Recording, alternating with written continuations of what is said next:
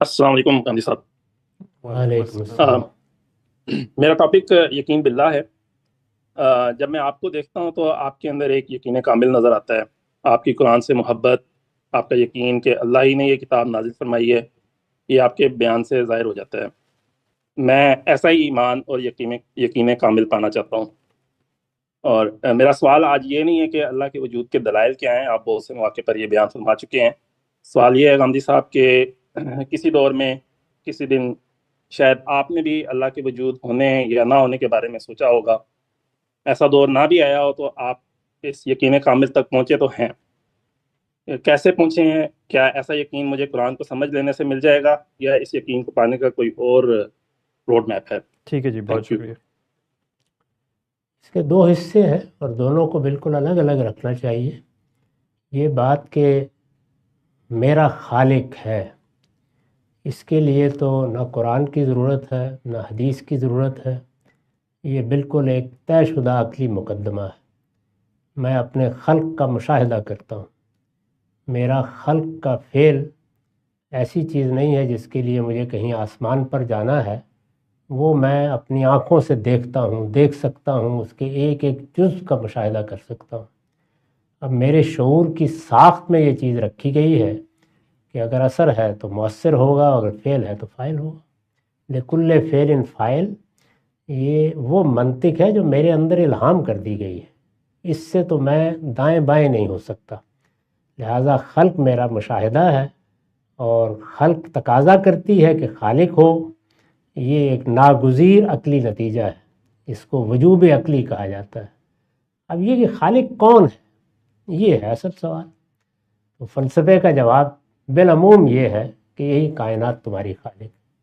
अंबिया अलैहिस्सलाम ने बताया है कि नहीं, ये कायनात नहीं बल्कि इस कायनात का भी और तुम्हारा भी खालिक वो अलीम व हकीम हस्ती है जिसको वो फिर उसकी सिफ़ात के साथ मुतारफ़ कराते हैं।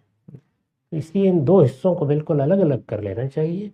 यानी वो कौन सी जगह है जहाँ तक अक्ल हमारा हाथ पकड़ कर ले जाती है और हम उसका इनकार नहीं कर सकते। हमारा सारा इल्म इसी पर मबनी है। इस वजह से लिकुल्ले फ़ेलिन फ़ाइल तो एक मुसल्लमा है, इससे इन्हिराफ नहीं हो सकता। अल्लाह ताला का तारुफ पैगम्बरों ने कराया है। यानी अल्लाह ताला को ना हमने देखा है ना हम उसको दरियाफ्त कर सकते थे।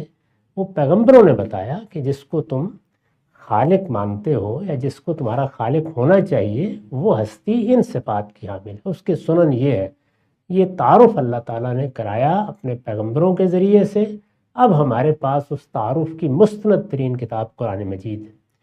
तो इसलिए ईमान और यकीन के सब मराहिल के लिए अब एक ही रास्ता है। वो ये है कि कुरान से जिस हद तक आप अपना ताल्लुक़ पैदा कर सकते हैं वो करें।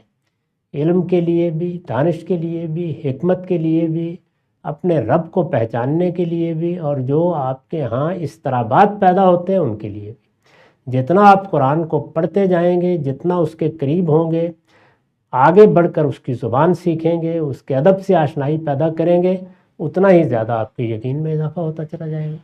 तो पहले मरहले की हद तक तो कुरान मजीद अल्लाह की किताब है, उसका दिया हुआ फ़ैसला माने बगैर कोई चारा नहीं।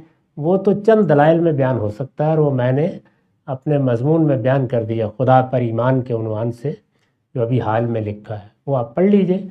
लेकिन यकीन की वो मनाजिल जो आप चाहते हैं कि आपको मिले, वो कुरान मजीद के साथ बिल्कुल यकसुई का ताल्लुक़ पैदा करने से होती हैं। जितना आपका ताल्लुक़ बढ़ता जाएगा उतना ही ज़्यादा यकीन बढ़ता चला जाएगा। ठीक है सर, बहुत शुक्रिया।